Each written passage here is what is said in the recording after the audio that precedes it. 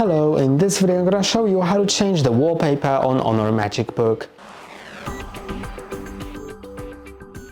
There are two ways of doing that, and I'm going to show you both of them. The first one is pretty simple. Just find the file. If you want to set a photo on your wallpaper, just find that file on your desktop or in the file explorer, wherever you have downloaded it to.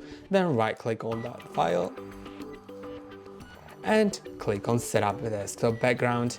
Now it'll be set. If you want to change, have more customization options, you can go to the settings, then go to personalization, then click on background, and here you can set it to a picture and find recent images. You can also browse for photos or choose a fit for your desktop image if the image has different size than your screen. Some of them will work better for some pictures and some better for different pictures. You can also set it to a solid color, slideshow, or window spotlight. In the slideshow, you can also choose a certain album for the slideshow. And that's all for today. Don't forget to like and subscribe. See you next time.